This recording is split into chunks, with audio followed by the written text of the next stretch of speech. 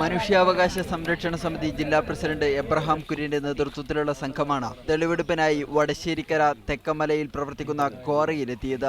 പ്രദേശവാസികളായ 40 കുടുംബങ്ങളാണ് ക്വാറിക്കും യൂണിറ്റിനുമെതിരെ പരാതി നൽകിയത്. വൻതോതിൽ ഖനനം നടക്കുന്നതിനാൽ വീടുകൾ പലതും വിണ്ടുകീറിയിരിക്കുകയാണ്.